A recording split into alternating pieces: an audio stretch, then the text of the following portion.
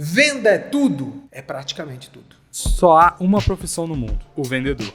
Então seja bom. Essa frase foi dita por um dos maiores vendedores do nosso tempo. E ela não podia ser mais verdade. Os vendedores são extremamente importantes para qualquer negócio. E se você quer que a sua farmácia prospere, vai precisar deles. Nesse episódio, eu bati um papo com Gustavo Russi, que tem anos de experiência em vendas, e ele deu algumas dicas de como ser um vendedor de sucesso. Isso é um truque que muda o jogo. Falamos também sobre o papel do vendedor na era dos meios digitais. A forma de vender, a forma de comprar, tudo mudou depois de 20 anos. E como, nesse período, as empresas mudaram a forma de vender. Hoje o Uber é a maior frota de carro do mundo sem ter nenhum carro. A gente tem passado por várias revoluções. Eu acredito que um ponto interessante seja ali 2007, quando a Apple lança o primeiro iPhone. Porque o smartphone ele vem, ele toma conta de tudo e a internet caminha junto. A internet já estava vindo crescendo, mas aí com o smartphone ele fica muito mais fácil, ele está na palma da sua mão. E obviamente que o comportamento do consumidor ele muda com isso. Você tem as pessoas como eu que não pesquisam preço, você tem gente que precisa muito preço, você tem gente que chega numa cidade e começa a pesquisar o preço dela. Como mudou nos últimos 20 anos, 2023? Como mudou nos últimos 20 anos? Significativamente. Aí a gente está entrando numa linha de comportamento de compra. E me incluo como você. Eu sou o cara que vou na loja popular e quero sair com a televisão, nem que seja a amostra. Abaixar o banco de trás e levar. E chega em casa e leva uma dura da esposa porque ela encontrou no mesmo site da empresa 15, 20% mais barato. Isto é comportamento de compra. Quando eu saio para comprar, além de ser bem atendido, me chama muita atenção por ser do segmento, às vezes dá vontade de até dar o cartão pro cara trabalhar comigo, é algo muito... E o contrário também, às vezes dá vontade de falar, irmão, você devia ter me perguntado isso aqui. Hora você devia ter me perguntado isso. Para porque você não vai vender. Você tava quase. Vamos voltar? Eu faço isso direto. É muito engraçado. E o que acontece disso? Existe também hoje as plataformas que facilitam muito para quem gosta de pesquisar. A forma de vender, a forma de comprar, tudo mudou depois de 20 anos. Vou te dar um exemplo. Nesses mesmos anos que você fez eu pensar. Há 20 anos atrás, se a gente tivesse um convite de entrar num carro de um desconhecido para rodar 20, 30, 100 quilômetros, sem estar escrito táxi em cima, a gente entraria? Não. Hoje o Uber é a maior frota de carro do mundo sem ter nenhum carro. Olha como muda o comportamento de compra. Quando a gente fala, cara, em 25, 30 minutos vai chegar o almoço que você pediu pelo celular na sua casa. Você fala, peraí, aquele restaurante que eu amo, eu tô lá, na mesa, não chega em 40. Como é que chega em 30 pelo celular? E hoje existe o iFood, que entrega.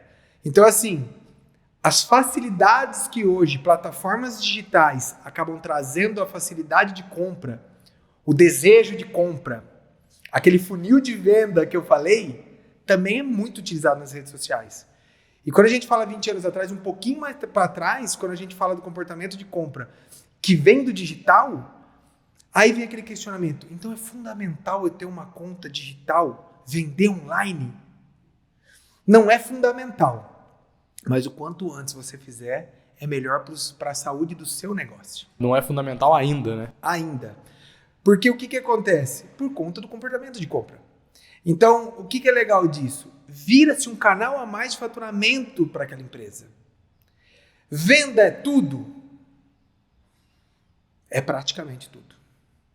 Se não existissem vendedores, se não vendessem os iPhones, não teríamos essa demanda gigante que é, né, essa empresa, né, de tecnologia. O que ela vende? Celular? Não. Tecnologia. Então a gente tem que ter esse conhecimento do que você vende. Ideia, processos. Porque mesmo que seja um produto, você vende saúde, você vende preventivo. Isso muda o comportamento de compra. É criar o desejo, gerar a demanda através de vários gatilhos mentais, que é muito bem utilizado também nas mídias sociais, né? Hoje O Ads veio para isso, né? E quando a gente tem aquele desespero de pegar um celular novo e dando sim em tudo para funcionar, a gente não vê que a gente está dando sim para o microfone, sim para a câmera de vídeo, full time, para todas aquelas empresas que trabalham no Ads, escutar e ver o seu desejo. Então, quantas vezes você pegou o celular e falou, nossa, tá falando de tênis agora. Caraca, que bruxaria é essa? E fica bravo ainda. Não tá me ouvindo. Sendo que eu aceitei. Exatamente. Eu aceitei e fico Mas bravo. quantos têm essa consciência que aceitou sem perceber? É feeling. Não pode ser mais só isso. Tem que ter, porque aí você tem... O feeling significa a sensibilidade, a sensação, o esperar a reação. Ainda a gente tem que ter. Esse feeling também é muito conhecimento, né? Pô, você já viu a mesma situação várias vezes. Você sabe como aquilo ali vai acabar. É o famoso déjà vu. Você sabe que se o cara Parece que eu já... Dá até arrepia, né? Parece que eu já tava nessa mesma posição que esse cara conversando sobre negócio, sobre esse mesmo produto. Ele faz a expressão que você já viu milhões de vezes. Porque é realmente a repetição. O que torna um vendedor muito dedicado para um excelente vendedor? Porque eu tenho isso comigo profissionalmente há 20 anos na área profissional, entre meio artístico e comercial. 24 anos, 10 em um setor e 14 no outro. A dedicação vence o talento. Então, aquela pessoa que é no feeling, que consegue tirar o melhor do cliente, tirar os maiores pedidos, porque consegue trazer tudo no jeitinho, uma hora ela vai ser superada por dedicação. Para aquela pessoa que estuda, analisa, entrega o a mais e faz isso porque não só quer prosperar financeiramente, porque ama o que quer fazer, porque ama o que está fazendo. E não é que gosta do resultado, não é que gosta do resultado financeiro, gosta do resultado da obra. Vou te dar um exemplo que eu falo muito para minha equipe, que eu dou de exemplo os atletas olímpicos. Um atleta olímpico, um nadador, ele fica 4 anos olhando azulejo. Horas e horas do dia dele. Para a maior conquista, para o maior prêmio dele, durar 15 minutos. E depois voltar os outros 4 anos se dedicando, se esforçando fisicamente e mentalmente. Olha o quanto a gente precisa amar o processo para ter o resultado perfeito. A gente realmente tem que... Gustavo, eu sou um ótimo vendedor, eu gosto de vender tudo, mas eu queria só mandar. Eu não vejo a hora de ser gestor. Eu vou estudar para mim ser um gerente, um diretor, o dono da minha empresa. Quem tem esse pensamento é aquela mesma pessoa que quando é funcionário, acorda às 5h30. Quando vira dono, acorda às 10. Qual é a chance dessa empresa quebrar o mais rápido possível? Então, realmente a gente tem que ter um entendimento que a dedicação vai vencer o talento. Então, quem estudar mais, quem buscar mais informações, se atualizar ao mercado e entender sobre comportamento de compra, pode ter certeza, Vinícius, essa pessoa ela vai vender qualquer coisa, desde prestação de serviço, qualquer tipo de produto. Porque toda vez que ela entrar e mergulhar naquela empresa, aquela indústria que ele está prestando serviço, ele vai tentar estudar e analisar todos os pormenores de tudo que faz o PUV, que é a prestação única de valor. O porquê o meu é melhor que o do concorrente, mesmo sendo do mesmo segmento, mesmo oferecendo e entregar a mesma solução. Isso é um truque que muda o jogo. Muda o jogo absurdamente da sua entrega para com a sua equipe e para com o seu cliente. Você falou da sua equipe, o que você fala para a sua equipe. Como que você faz para manter a sua equipe de vendas engajada? Isso é um dos principais desafios de todo gestor e diretor de uma empresa. CEO, que seja o tamanho do cargo dele. A responsabilidade de saber fazer e como fazer os porquês nas horas certas. Tem diversas formas e a mais prática dela é você fazer todas as estratégias baseadas em análise, iniciando processos, que independente do profissional que esteja, se ele sair de férias, se tiver um problema de saúde, a performance da equipe não caia. Porque existe um processo a entregar. Começa com atendimento, oferece uma prestação de serviço ou um produto, oferecendo uma condição através de uma campanha, uma melhor condição comercial, que seja, faz a venda efetiva e acompanha com o pós-venda. Independente de quem estiver fazendo, se o processo for respeitado da forma que foi montado pelo gestor, vai ser entregue. Mas a pergunta é engajamento. Aí a gente vem falando sobre o famoso 3 salários que a gente tem que oferecer a um colaborador. Muitas empresas gigantes estão fazendo isso no país e aonde eu performo, onde eu trabalho, onde eu tenho responsabilidade de gestor, usufrui muito dessa técnica também, de proporcionar 3 salários. Fala que, nossa, 3 salários, nossa, eu ganho um só, eu queria ganhar esses 3 aí, tá bom. 3 salários que a gente fala o primeiro, o financeiro, onde tem um financeiro na base daquele setor, daquela região, daquela cidade, daquele estado, médio, tem que ser, mas com a possibilidade de variáveis através de performance, através de prestação de serviço, onde ele vai se preocupar e entregar sempre o a mais. Porque quanto mais ele entregar das metas, mais ele ganha. Através de comissões escalonadas. Até aqui, X, até um pouquinho ali, 2X. Opa, para chegar no Y a gente precisa fazer o dobro disso aqui. Isso engaja muito bem financeiramente no primeiro salário. Segundo, emocional. Ter prazer de estar onde está trabalhando. Chegar feliz em compactuar aquele espaço físico com os profissionais que são colegas de trabalho diário.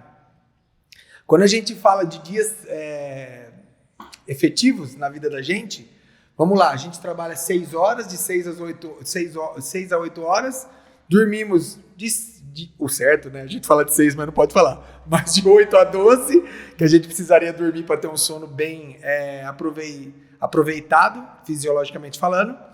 Então a gente tem metade do nosso dia, da semana, dos 5 dias, 6 dias trabalhado, com a equipe que a gente trabalha. Tem que gostar de estar ali. A gente tem que criar um ambiente de que proatividade e prestação. Poxa, eu quero ajudar. Poxa, eu estou vendo aquela performance cair. Poxa, eu ouvi o meu parceiro de trabalho falar um negócio que faltou uma vírgula para ele fechar o negócio. Desligou o telefone. Vinícius, deixa eu te passar um negócio. Eu usei isso aqui. Tenta usar isso no próximo fechamento. Isso esse segundo salário faz com que não troquem a sua empresa por uma empresa vizinha por um aumento de 300, 400 reais. Vai fazer diferença na hora de pensar se eu preciso ou não trocar o comércio que eu trabalho. E o terceiro e não menos importante, o conhecimento, o salário do conhecimento. De você dar a oportunidade de investir no colaborador com cursos. Gustavo, eu não tenho condição de pagar cursos que eu gostaria de pagar para minha equipe. Divide com ele. Vê se ele tem interesse. Também não adianta eu querer dar um curso para quem não quer. Mas assim, se você viu que é de uma vontade dele crescer profissionalmente, ganhar um pouco mais da parte intelecto, da performance, do setor que ele trabalha, vai lá, vê com ele se quer que ajude ele a pagar, se auxiliaria com metade, com 30%, com 20%, que seja. Mostre essa iniciativa, porque você está capacitando o seu profissional para aumentar a performance. Isso engaja muito bem a equipe. Você começa a ganhar a oportunidade de mostrar. Isso é um time. Não é só o que eu penso. É o que vocês exercem e a liberdade que eu dou para vocês também trazerem ideias para o nosso negócio. E é muito legal assim que muitas vezes a gente vê alguns gestores, e eu me incluo num desses, que você pega um cara vendendo. Mas não é gestor, ele tinha que gerir, ele tem que se preocupar com outros negócios dentro do setor dele. Eu sou o que às vezes eu entro na performance porque eu não deixo a performance da minha equipe cair. Se eu ver que a gente está queda livre naquele mês, eu gosto de mostrar que eu não sou o gestor do ar-condicionado. Eu sou o cara da rua também. Então, o que eu faço com a ação de tirar pedidos que eles não estão tirando? Dá para fazer? Posso te auxiliar para a gente voltar a performar melhor no mês que vem? Ou na outra quinzena do mês? O exemplo arrasta. Quando você tem um líder que é vamos fazer e não façam, já é metade do engajamento que você pode conquistar com essa equipe. Você demonstrar que eu entendo o que você está passando. É difícil? É difícil. Não é fácil. Mas eu já tive aí. É impossível? Não. É possível. Olha como a palavra também muda. Tá difícil? Tá. Mas é possível. Gustavo, mas tá acontecendo. Vou fazer a pergunta de novo e a gente vai respirar e fazer junto. É possível? Aí ele até murcha, porque ele sabe que é. E aí a gente volta e entende se é na estratégia, se é na abordagem. Então, por isso, muitas vezes, o que é lealdade para engajar um colaborador? Lealdade não é aquele colaborador que vai ficar comigo, para mim, com a empresa que eu trabalho, ou a empresa, minha empresa, pro resto da vida comigo. Não é. Não é. Porque se aparecer uma oportunidade melhor, eu sou o primeiro a falar. Vai, boa sorte, estarei torcendo por você. A lealdade é aquela pessoa que não tem agenda dupla. A lealdade é a dedicação na performance do que você tem que entregar dentro dos indicadores que você tem como meta no mês, no semestre, no ano. A lealdade é você saber falar, você como colaborador, você fazer o seguinte questionamento ao seu gestor. Me ajuda. Não estou conseguindo. Não é vergonha. O mais leal é aquele cara que está das 8 às 18 do que aquele cara que faz hora extra todo dia. Mas, às vezes esse cara que faz hora extra todo dia só não está usando o dia dele certo. Então você tem que ver, a lealdade, isso é muito importante. Você tem que ver quem realmente está engajado a fazer você crescer. Mais do que quem parece querer fazer você crescer. E é aquela coisa mútua hoje. Principalmente na área comercial, que o tema hoje é vendas. Ninguém faz nada sozinho. É a parceria, é o que você citou do entendimento, de saber o que ela está passando, de que forma. E isso até nas entrelinhas, se for uma coisa mais delicada, de um problema pessoal, um problema dentro da casa dela. Não tem como estar 100% bem sempre. Às vezes a gente chega hoje, eu não estou num bom dia. Respira, revê o processo e entrega. Porque automaticamente a gente vai conseguir performar. Muitas vezes, quando a gente não está bem, 100%, o melhor dos dias, o melhor dia do pedido, não. Mas para um aprendizado, para o dia seguinte, tenha certeza que vai ficar. Qual momento começa o pós-venda e o quão importante ele é? Porque eu já ouvi dizer que o pós-venda é o pré-venda. Que você já faz um pós-venda bem para já ter o seu cliente já para ele poder retornar. O quão isso é importante? Na verdade, o pós-venda, Vinícius, ele acaba sendo fundamental.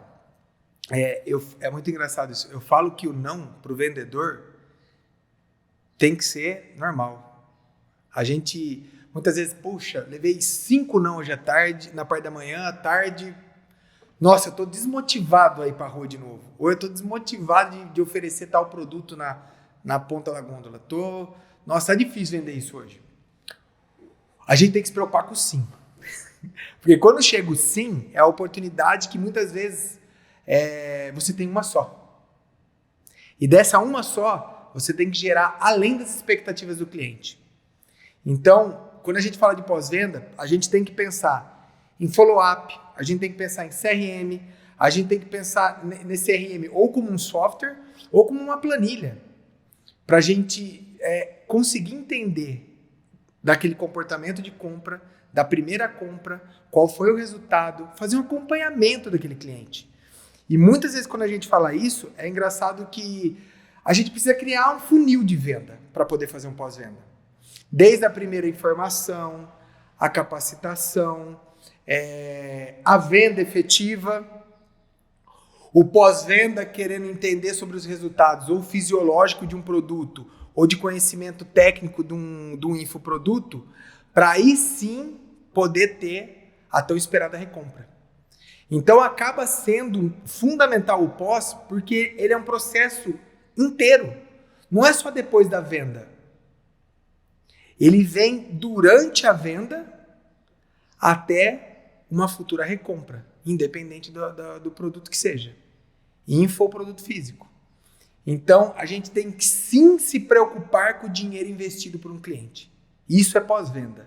Ficar preocupado e dar a maior prestação de serviço para quem desembolsou um dinheiro atrás de uma expectativa. Isso é pós-venda. Quais os desafios de vendas, especificamente do mercado farma?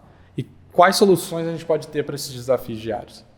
Nossa, Vinícius, isso é uma pergunta muito relativa e vai muito ao momento que nós vivemos como país nesse canal de medicamentos. A gente sabe, mas a gente não sabe até quando que a gente vai continuar com esse problema de insumos, né, de matéria-prima, essa falta de produto no mercado, principalmente de medicamentos. Tá? Então a gente tem que se adequar ao momento, enxergar a oportunidade além do que é o básico, além do que a gente tem que fazer dentro de uma drogaria. É vender medicamento, a solução de um problema, de uma bactéria, de um vírus, de uma patologia? Sim. Mas vivendo tudo isso, qual seria uma das soluções imediatas hoje que a gente vê grandes players, grandes empresas de drogarias do país se movimentar algum tempo atrás, mediante a pandemia, principalmente, que muitas vezes o micro e macro empresário não está fazendo isso, não está enxergando esse momento de oportunidade dentro do Canal Farma. Marcas exclusivas. E aí a gente vê grandes players do país, como a principal hoje, a Raia Zil, né? Que é composta hoje de Drogaria Raia, Drogaria Zil, Drogazil e, se eu não me engano, o Grupo Onofre. Tá? Eles estão há mais ou menos 3, 4 anos com marca exclusiva. No ano de 2022, passado agora, eles faturaram R$1 bilhão de marcas próprias.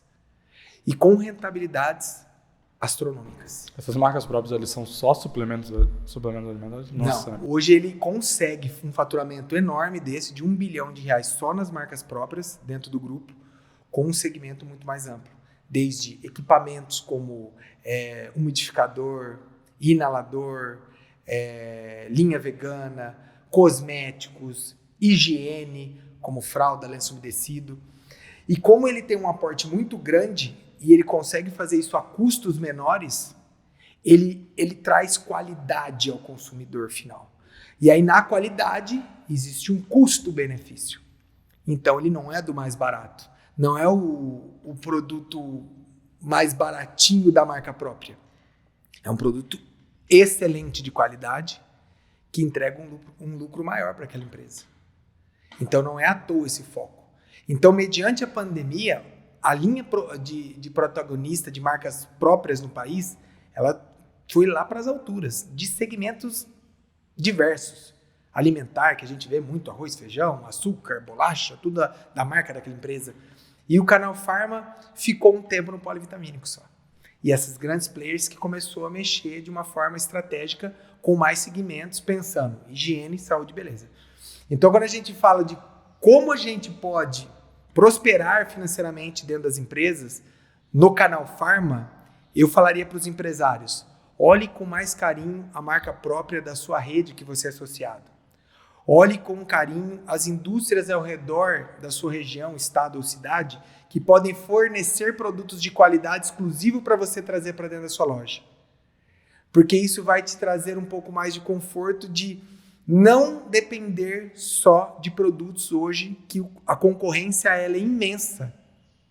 Quando a gente fala, eu cito para você uma cidade de Brasília, por exemplo, né, o Distrito Federal. Tem uma avenida lá que, se eu não me engano, tem 30 farmácias na mesma rua. Aí você fala, pô, Gustavo, é impossível. Tem, chama Avenida das Farmácias lá. E é de parede, Vinícius. É a Raia do lado da Azul, do lado da São Paulo, do lado do Maia. Isso, aquilo. Você fala assim, não é possível que isso daqui. E se tá vivo é porque fatura. Então, assim, tem espaço para todo mundo. E como é que a gente consegue diminuir, não acabar, com a concorrência e trazer mais lucro para sua loja?